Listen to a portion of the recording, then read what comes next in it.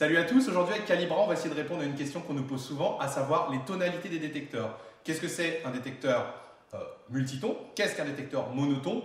Et on va vous montrer aussi avec une quinzaine d'appareils de toutes marques. Là on a de l'EDS, de DTEC, on a du Tesoro, on a du Minelab, du Technetics, du Fisher, il y a un XP qui se balade, du Garrett et même des entrées de gamme type Bounty Hunter. On va vous montrer un petit peu le bruit que fait une cible hautement conductrice. Là, on a pris une grosse pièce en alu, donc quelque chose qui fait généralement de l'aigu sur un multiton. Un médium, c'est une petite 50 centimes du commerce, donc c'est moyennement conducteur parce que c'est un alliage. Et une boucle en fer qui traditionnellement va être coupée ou va sonner en grave. Donc, on va commencer tout de suite. Tiens. Le premier appareil, c'est le DTEC EDS 2+. Il faut savoir qu'on aura les mêmes réactions sur un winner et un reacher. Donc je l'allume. Vas-y, passe la boucle. Là, typiquement, c'est un appareil monoton, donc il ne sonne pas en grave le fer. Par contre, le son coupe plus vite. Il sonne que d'un côté. C'est ce qu'on appelle la coupure des ferreux. C'est typique ces appareils monotons. Voilà, au bout d'un moment, on ne l'entend plus. Et les autres cibles, donc une hautement conductrice et faiblement conductrice. Voilà. Et l'autre, maintenant, montre. On entend le bruit qu'elle fait. Et vous avez vu, plus on éloigne, plus le bruit s'en va. Le bruit est le même parce que c'est un appareil monoton, donc il fait une type de tonalité. Par contre, à noter que plus on s'éloigne, plus le bruit est faible. Vous allez voir sur d'autres appareils, le bruit est amplifié pour les petites cibles en profondeur. Là, ce n'est pas le cas. Comme ça vous donne une idée un petit peu de la profondeur de la cible. Là, le premier, c'est un monoton, l'EDS. Le deuxième, on va passer sur un appareil encore monoton chez Tesoro. Il faut savoir que la marque américaine Tesoro, elle fait généralement que du monoton. En multiton, de souvenirs, il n'y a que l'invincible dans un des modes où on veut passer en grave. Donc voilà, donc là je l'allume, on y va. Vas-y, passe. La boucle, on ne l'a pas du tout. On entend bien la crachot des ferreux, vous voyez, comme sur le DS. Plus vite maintenant. Et là on ne l'a plus du tout. Vous voyez, ça coupe. Ça fait le bruit d'une bonne cible, mais que d'un côté. Maintenant passe la hautement conductrice, l'allume. Je vais te mettre un peu plus de puissance quand même. Voilà, pour que ça s'entende. Très bien, passe l'autre et elle va faire le même bruit parce que c'est un monoton. Voilà, très bien. Maintenant, écarte-toi pour montrer un peu si ça... Non, va un peu plus profond, voilà. Un peu plus... Là, vous voyez la différence avec le DTEC? L'intensité sonore est toujours la même, quelle que soit la profondeur. Donc, on a un peu plus de mal, en fait, à déterminer la profondeur parce qu'en fait, c'est fait pour amplifier... les petites cibles. C'est-à-dire qu'une petite cible en profondeur, vous allez entendre aussi distinctement qu'une cible qui n'est pas en profondeur, qui est près du sol. Ça vous permet de ne pas manquer certaines cibles. Et d'un autre côté, vous perdez l'impression de profondeur, ce qui peut être un peu gênant. Donc là, vous avez vu la différence entre deux appareils monotons sur l'impression de profondeur. Maintenant, on va tester un autre appareil monoton, une légende, le Redoutable. Donc c'est pareil qu'un Easy Gold, c'est chez Tesoro aussi. Et lui, vous allez voir pourquoi.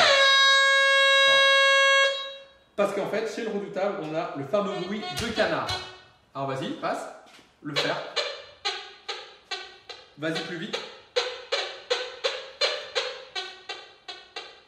On entend, il coupe, mais c'est un petit peu moins distinct. C'est un peu le problème de certains 18 kHz.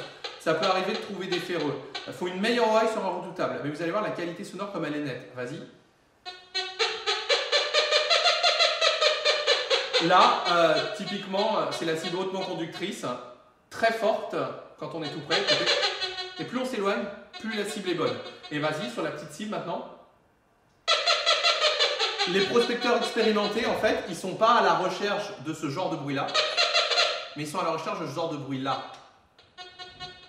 Ça, généralement, c'est le tout petit bruit qui est en profondeur. Et c'est ça qu'on cherche. Si on ne creuse que sur ça, c'est pas bon. Il faut vraiment creuser sur les petits bruits. Voilà. Donc ça, c'est aussi un conseil qu'il faut mettre en place.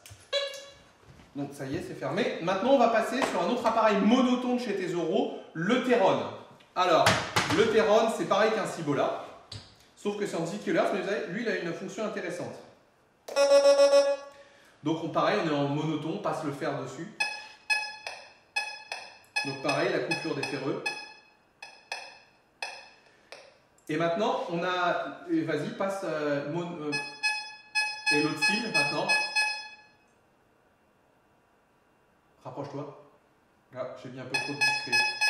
le son est le même, quelles que soient les cibles non ferreuses. Donc on est encore sur un monotone. Mais écoutez, rapproche-toi de la cible et passe. On peut moduler le VC ou la tonalité. Selon votre oreille, on va pouvoir donner à la cible un bruit fort ou alors un bruit grave ou un bruit médium ou un bruit aigu. Donc c'est assez intéressant. Mais ça reste un appareil monotone. Il fera le même bruit quel que soit le type de cible.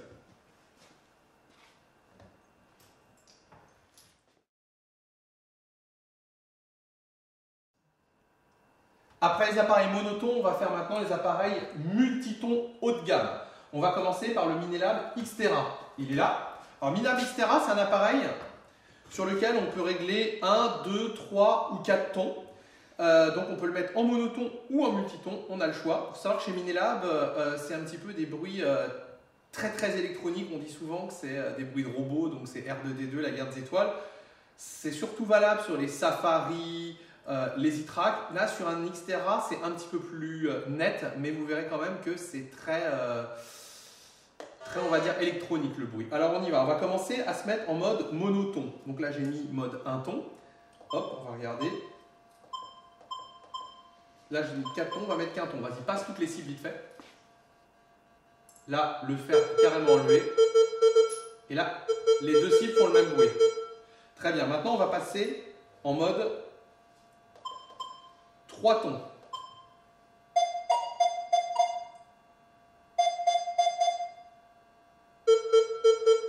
On repasse la boucle pour montrer que c'est discriminé. Vous voyez, ça sonne de temps en temps, une fois un petit peu. Voilà.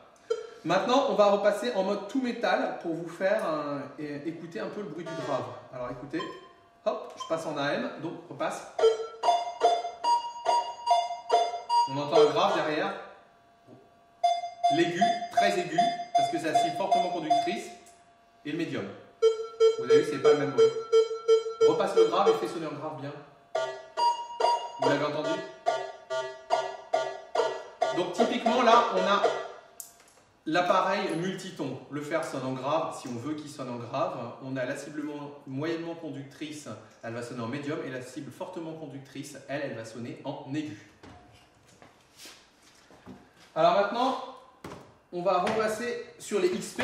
Alors les XP, Goldmax, Gmax, Deus, ça fait plus ou moins tous le même bruit. Donc je l'allume, je le mets en 3 tons. Il faut attendre qu'il se calibre.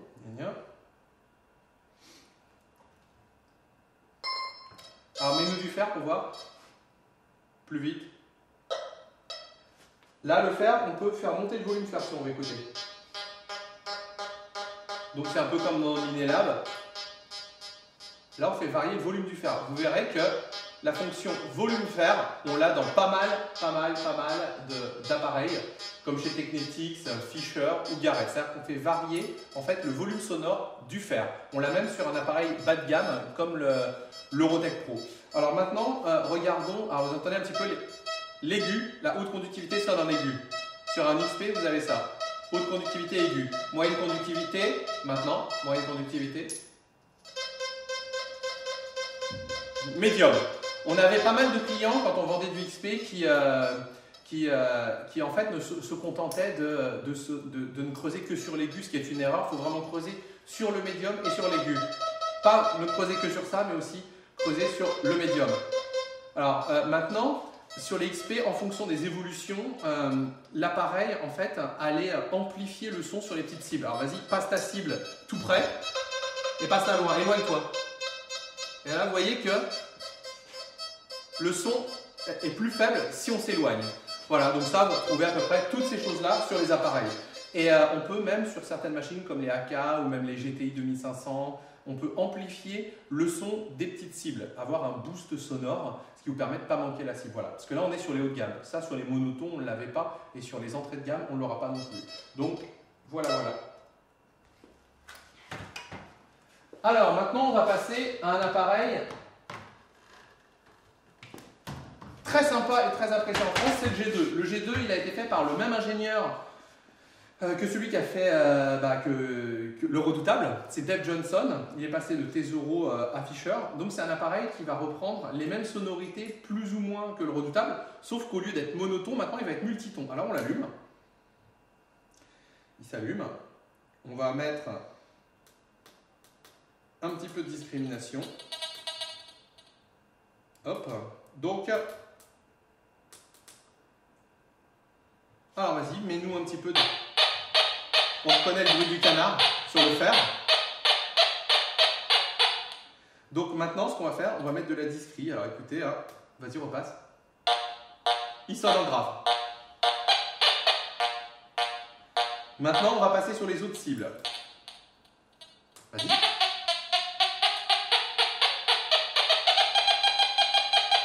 Plus on se rapproche, plus ça va faire de l'aigu. Et plus ça va être profond, plus ça va être médium. Et maintenant, l'autre cible. On retrouve le bruit du canard du redoutable sur le G2. Et c'est un appareil qui est très réactif. Vous avez vu, tout simplement, il fait vraiment bip, bip, bip. C'est très rapide. C'est beaucoup plus rapide, par exemple, qu'un Minelab. Savoir aussi que c'est un appareil, en fait, le premier G2, vous ne réglez pas vraiment la discri. Vous allez régler l'intervalle à partir duquel ça va sonner en fer. Donc, quand vous mettez à 39, vous dites que les ferreux doivent sonner en grave. Si vous mettez de 39 à 55, par exemple, le grave, maintenant, ça devient les cibles moyennement conductrices. En fait, vous décalez la tonalité grave. Et ça s'appelle tout simplement un V-break. Mais vous n'avez pas une vraie discri sur le G2. Par contre, sur la nouvelle version, le G2 UPG, vous avez toujours ce V-break, c'est-à-dire que vous choisissez à partir de quel niveau le grave s'applique, si c'est juste pour les ferreux ou les cibles faiblement conductrices. Mais aussi, vous avez une vraie discri dans le G2 UPG, en plus du V-break. Donc, c'est la grosse différence entre les deux. Donc, le G2, au niveau tonalité, c'est un des appareils comme le redoutable qui est le plus apprécié parce qu'il est très réactif et vraiment, on a cette sensation que la cible accroche tout de suite. Alors là, on a l'appareil en tonalité qui est le plus évolué. C'est un T2 UPG. Alors, dedans, on peut faire ce qu'on veut. On peut mettre 1 ton, 2 tons, 3 tons, 4 tons. On peut mettre 2 tons plus, 3 tons plus. C'est-à-dire qu'on va avoir des mélanges entre un G2 et un T2 au niveau sonore. On peut le faire sonner en bruit court ou en bruit long. C'est vraiment super. On va vous montrer quelques petites possibilités. Donc on l'allume. Alors. Là, je vais mettre très peu de discri et je vais le mettre en 3 tons. Vas-y. On entend bien le grave. Haute conductivité aiguë. Et moyenne conductivité médium. Bon, pour rigoler un peu, on va changer de mode. On va passer par exemple en mode 2+, qui est très utilisé sur le terrain pollué. On entend toujours notre grave. Et maintenant, on passe les autres cibles. Vous avez vu qu'on retrouve un petit peu le bruit du G2. Alors maintenant, on va essayer de regarder encore un autre mode. Le mode fast, qui est le mode rapide, passe pas le ferreux, mais passe juste les autres. Et va très vite. Le mode fast, c'est pour les terrains très très pollués. Vous perdez en profondeur, mais la réactivité est vraiment extrême. Vous savez, l'appareil va très très vite. Mais c'est pareil, la réactivité, on refera une vidéo spécifiquement là-dessus. Mais déjà, ça vous donne une petite idée sur la vitesse de balayage qu'on peut obtenir. L'appareil est très rapide. Voilà. Et après, si jamais on passe sur un mode comme le mode boost, on va dire le BP ou le CL, allez, le CL, et là, il va falloir que tu passes doucement. Non, pas les nœuds ferreux. Vous avez vu? Le bruit est encore différent. Donc, on module vraiment la tonalité et là aussi, ça joue. Ces modes-là, en fait, jouent sur la tonalité, mais aussi sur votre vitesse de balayage. C'est-à-dire que les modes boost chez Technetics, il faut aller très très doucement, surtout le mode CL. Alors que le mode fast, l'appareil plus réactif, on peut aller un petit peu plus vite. Bon, l'appareil plus réactif, c'est pour les terrains très pollués, mais là, vous perdez en profondeur. Alors que les modes boost, on va doucement et donc on gagne en profondeur. C'est aussi un réglage qu'on retrouve sur certains Minelab. À savoir terrain pollué, trash density, low et high, c'est à peu près le même concept. Dernier appareil, le Garrett AT Pro. Les Garrett, ces appareils qu'on ne présente plus, c'est parmi les marques les plus vendues au monde. L'AT Pro, c'est un appareil qui est assez intéressant, bien que lourd et peu réactif. Il a plein de choses qui séduisent les prospecteurs, comme le fait que le boîtier soit étanche. Par contre, là où ça pêche un petit peu, Garrett, c'est sur la réactivité. Ça paraît qu'ils sont lents et la qualité sonore n'est vraiment pas terrible. Par exemple, le plus connu, c'est le Garrett ACE avec son bruit de cloche, donc on va en reparler après. Le bruit n'est pas très net, donc on va l'allumer. Donc c'est un appareil qui propose quand même des choses intéressantes comme pouvoir régler le volume fer. Voilà, bon, on y va, vas-y, passe.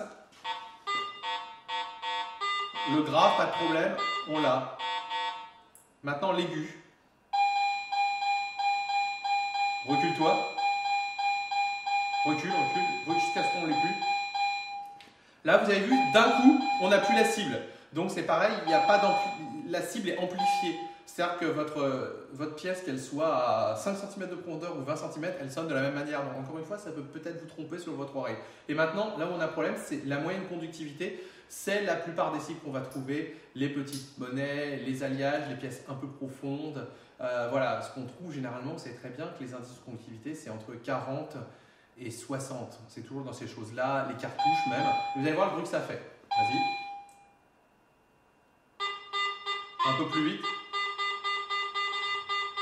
Rapproche-toi. Il sature, typiquement. Et c'est un appareil qui est très lent, mais encore une fois, on parlera de réactivité plus tard. Donc, c'est un peu le souci qu'on a avec ça, sinon ça reste une bonne machine.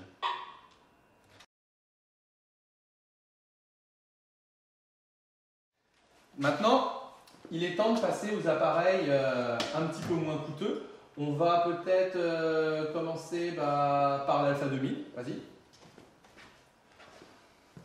Non, tiens, commence par la CE. Ça va être plus sympa, parce que jusque-là, la CE, c'était quasiment les seuls appareils vendus. Et puis, vous allez retrouver certaines choses qu'on vient de présenter dans la T-Pro. On l'allume. Donc, ça, c'est un ACE 250. Donc, je le mets en mode tout métal pour pouvoir vous faire écouter toutes les différences. Donc, on y va sur du grave. Un peu plus vite. Vous avez vu, ça sature, comme l'autre. Donc, l'appareil est très lent, mais ça, vous avez déjà pu le voir dans certaines vidéos.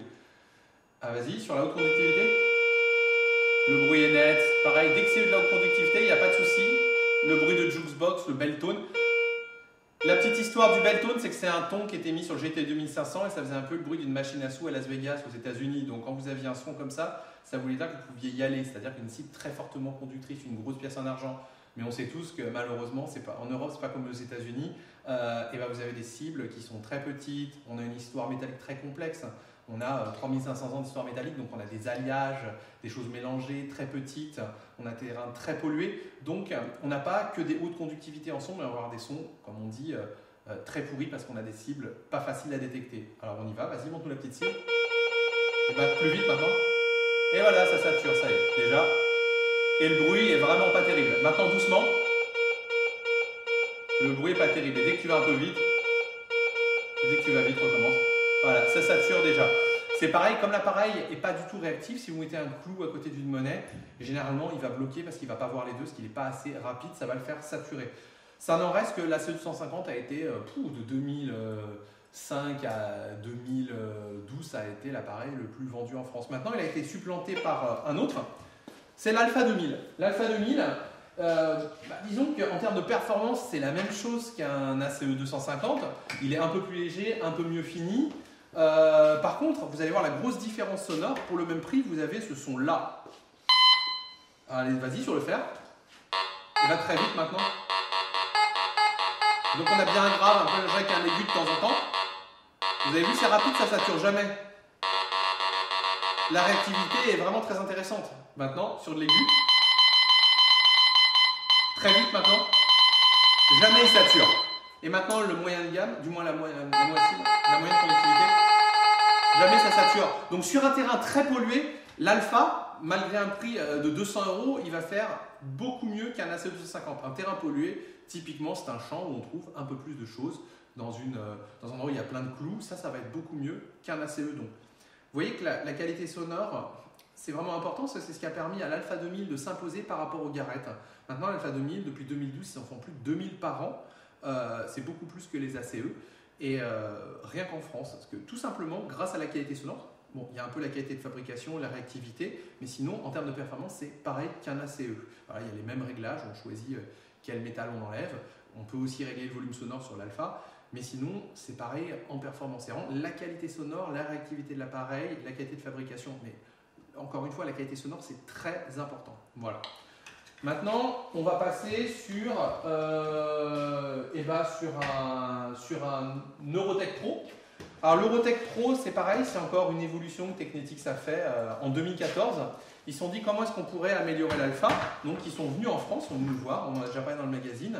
Et Tom Walsh, le président de Technetics, nous a demandé comment est-ce qu'on pourrait faire pour vraiment vendre encore plus de détecteurs et surtout concurrencer l'Euro ACE de Garrett qui venait de sortir. En fait, l'Euro ACE, qu'est-ce que c'est? C'est un ACE 250 sur lequel on a mis un disque de 27 cm et où ils ont monté légèrement la fréquence, mais ça n'a aucune incidence sur les performances. Aujourd'hui, l'Euro ACE vient d'être remplacé par le 400i. Ils ont encore remonté légèrement la fréquence, mais comme vous avez pu le voir dans le magazine, ça n'a aucune incidence sur les performances. Donc, comment est-ce qu'ils pouvaient améliorer encore leur entrée de gamme, l'Alpha 2000? Tout simplement, qu'est-ce qu'ils ont fait? Ils ont gardé la même fréquence. Ils ont mis un disque 27 cm W2 qui permet de faire un peu plus de plage, mais écoutez le bruit. Vas-y. Donc le fer est parfaitement enlevé. Ah, attendez, on va peut-être mettre un peu de discrimination quand même. Parce que là, on est à 39 de discri. On va mettre ça. Vas-y, passe. Sur même un gros ferreux, vous voyez, ça sonne grave. Repasse la boucle en fer. Pas de souci. Et maintenant, passe les autres. On a un aigu. Et un médium. Vas-y. Ah, on reconnaît le bruit du G2 qui était celui du redoutable, le bruit de canard. Alors très intéressant aussi, sur l'Eurotech Pro, on a le volume fer. Alors regardez, hein, c'est simple.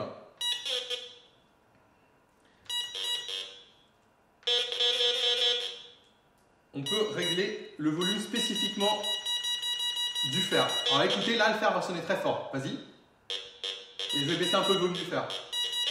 Continue, continue. Et oui, on peut. Là, j'ai dit à l'appareil, ok, je veux attraper le fer, donc j'ai baissé un petit peu la discri, je l'ai mis à 20-25, mais je lui ai dit, ah ok, je veux que tu fasses sonner le fer très peu. Alors là, j'ai mis le volume à 11. J'ai dit, ah, je veux entendre un peu plus le fer. Là, j'ai mis le volume à 13. Et si je veux vraiment entendre beaucoup le fer, là, je mets le volume à 20. Et là, on peut faire varier l'intensité ferreuse. Ça, c'est un réglage normalement qui n'est que sur les appareils haut de gamme. Et sur un appareil vendu entre 299 et 349 €, on a ça. Aujourd'hui, c'est une des raisons pour lesquelles l'Eurotech Pro, c'est en dessous dans les 300 €, c'est l'appareil qu'on vend le plus, quasiment autant qu'un Alpha 2000. Pourquoi? Parce que c'est un appareil qui a une super qualité sonore. Toujours, on reconnaît le bruit du redoutable et du G2 qui est dedans. On peut aussi régler le volume fer. Et bon, il passe aussi la plage, c'est un appareil très réactif qui fonctionne bien. Mais vous voyez, l'impact encore du son, la qualité sonore. On parle tout le temps de puissance, de discri. Aujourd'hui, on va vous le dire, la discrimination des appareils, c'est quasiment tous la même. Ils enlèvent très bien le fer et ça, on va le voir sur un autre. Ce qui est très important, c'est la qualité sonore. Sachant que sur des entrées de gamme, la puissance sur des appareils à moins de 500 €, c'est la même. Que vous ayez un ACE 250 ou même un F22, un Eurotech Pro, un Alpha 2000, un ACE, c'est pareil. La différence se fait ailleurs. Qualité de fabrication, légèreté, les réglages supplémentaires, comme par exemple le volume fer et la qualité sonore. Aujourd'hui, la qualité sonore, elle est un petit peu meilleure chez Fisher et chez Technetics puisque ça sort de la même usine. En parlant de Fisher, maintenant on va regarder ce que ça donne sur un F22 ou un F44 hein. Sur un F22 et un F44. Alors on y va. Là, c'est un F44, donc on l'a testé dans le magazine. Donc on y va. Et vous allez. Non, attends, il n'est pas encore. Il apparaît. Donc en menu, on va se mettre en jewelry. On va mettre un peu moins de puissance que là, on est à fond. Donc comme on est à l'intérieur, l'appareil est un peu troublé. On y va, vas-y. On entend le grave, vous entendez? On va mettre un peu plus de volume sonore peut-être pour bien qu'on entende la caméra. Vas-y, repasse du grave. Pas de problème du grave, maintenant les autres. Aigu. Et l'autre. Alors vous voyez que là on retrouve vraiment les bruits de l'Alpha 2000, mais on peut s'amuser aussi un petit peu. Il y a un mode dans lequel, vous allez voir, repasse maintenant ici. Le grave, vous reconnaissez un petit peu le bruit du canard. Normal, c'est encore le même ingénieur qui a travaillé dessus. L'Eurotech Pro et le F44 sont très proches. Allez-y. On reconnaît la réactivité. Et maintenant, On repasse les autres. Et maintenant le grave. On entend bien le grave, oui. On retrouve un petit peu ce qu'il y a dans le G2, le redoutable, aussi dans l'Eurotech Pro, on le retrouve dans le F44. Normalement, je vous dis, ça sort de la même usine, sauf que le F44 a un peu plus de mode, il a un réglage effet de sol, c'est pour ça qu'il est vendu un petit peu plus cher que l'Eurotech Pro. Et on est dans les 400 € à peu près pour ce modèle. Donc maintenant, même des appareils à 300, 400 €, ils ont des fonctionnalités très intéressantes d'appareils haut de gamme. Alors maintenant, on va passer sur du GoFind de Minelab. Alors ça, c'est vraiment de l'appareil d'entrée de gamme. Alors on y va, vas-y. Pas sur du grave. Ça, c'est le bruit du fer, mais la discrete est un petit peu moins bonne. Vous entendez, on entend de l'aigu. Il ne sait pas très bien. Il est troublé. D'ailleurs, il nous fait des LED vertes, rouges. C'est pas vraiment parce qu'en fait, sur certains appareils, le fait que le ferreux soit rond, ça trompe l'appareil en fait. Même si c'est du fer, vu que la forme est ronde, ça trompe l'appareil. Ça fait sonner comme quelque chose de bien. Par contre, si on repasse ça, pas de problème. Là, c'est du grave. Vas-y, passe-nous autre chose maintenant devant. Aigu. Et maintenant l'autre cible. Ça sature comme un ACE malheureusement. Et passe l'autre cible. Ouais, c'est bon, on a vu. Et maintenant ça. Là, on a deux tonalités. On a en fait du grave ou de l'aigu. Bon, voilà, c'est pas un appareil super réactif, c'est du GoFind. Par contre, ce qui est très intéressant, c'est une machine qui est très compacte, il y a une canne télescopique, ça tient dans un petit sac. Le concept est absolument génial. Bon, la qualité de fabrication, on mettra un petit bémol dessus. La réactivité, non plus, c'est pas génial, il n'y a pas beaucoup de réglages. Par contre, ces appareils sont vendus entre 180 et 280 €. Donc voilà, ça reste quand même un prix relativement intéressant. Donc là, on a mis le pinpoint pour localiser la cible. Oui. Plus on se rapproche, plus on y est. Voilà. Donc, ça, c'était pour le GoFind. Et maintenant, pour rigoler, on va vous montrer un détecteur pour enfants. Et tout à l'heure, je vous parlais du fait que maintenant, ce qui est important, c'est plus la puissance ni la discrimination, mais la qualité sonore. Là, on va vous montrer un appareil, sachant qu'il y a le Junior vaut 99, et là, c'est la version avec écran. Vous allez voir, l'appareil est super discret, en plus, ça marche avec des smileys. C'est super sympa. Donc là, on va lui dire que on veut vraiment accepter tous les métaux. Donc, vas-y, passe le fer. Du fer, le grave, sans problème. Maintenant, l'aigu et le médium. D'ailleurs, on entend il y a vraiment 3 tons. Donc, la différence, en fait, sur cet appareil-là, vous avez la discrimination d'un appareil à 250 €, pas de problème. L'appareil, en plus, il est réactif. Seulement, c'est un appareil pour enfants, vous voyez, qui n'est pas du tout puissant. C'est un appareil qui ne dépassera jamais les 15 cm. C'est un appareil qui est adapté entre 4 ans et 8 ans. Seulement, vous avez vu qu'il a la même discrimination qu'un appareil haut de gamme vendu 250 €. La différence se fait avec la puissance. Par contre, vous avez vu que même pour un petit appareil comme ça, la qualité sonore est vraiment très bonne.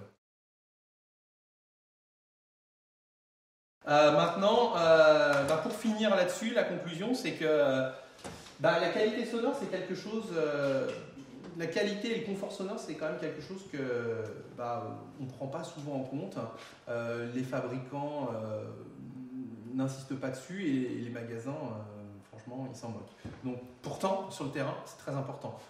Est-ce que l'appareil est monotone? Est-ce qu'il est multiton? Est-ce qu'on va pouvoir régler l'amplification sonore? C'est-à-dire, est-ce que l'appareil va amplifier le son d'une petite cible?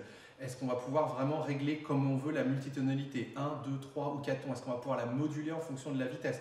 Tout ça, c'est des réglages et des facteurs à prendre en compte. Plus l'appareil sera haut de gamme, plus bien sûr vous aurez accès à ces options. Vous avez vu, même sur un appareil qui est vendu 100 €, vous avez quasiment la même discrimination que sur un appareil qui en vaut 1000. Aujourd'hui, la discrimination, c'est quasiment c'est la même chose. Les appareils enlèvent très bien les clous. La puissance, sur les appareils bas de gamme, c'est la même. Mais à part sur le tout petit, là, c'est clair qu'il est bridé pour les enfants. Sur les appareils haut de gamme, on gagne un petit peu en puissance, en réglage. Mais là, vraiment, vous avez la différence. Là, on voit une différence flagrante entre les appareils, c'est sur cette qualité sonore. Est-ce que l'appareil va nous faire un ding, ding, ding, pas agréable, ça va vous casser les oreilles? Est-ce qu'il va même avoir un volume sonore? Aujourd'hui, on a des appareils qui sont vendus très chers, qui n'ont pas de volume sonore. Dans toutes les marques. Même un ACE 250, ça fait 10 ans qu'on dit à Garrett de mettre un volume sonore. Il n'y a aucun ACE qui a le volume sonore réglable, ça on ne comprend pas. alors que même un appareil comme l'Alpha 2000 qui est vendu beaucoup moins cher, il l'a. Donc la qualité sonore, le fait qu'il soit monoton, multiton, c'est vraiment un facteur à prendre en compte lors de votre achat, peut-être même plus que la puissance et que la discrimination, surtout si vous prenez un entrée de gamme. On espère que maintenant vous pourrez un petit peu mieux apprécier ce que c'est que comment sonne un appareil, parce que c'est vrai que c'est un facteur qu'on ne peut pas juger parce que c'est pas sur le papier, on est obligé de l'entendre et c'était le but de cette vidéo. Et il y en aura beaucoup d'autres. À la prochaine.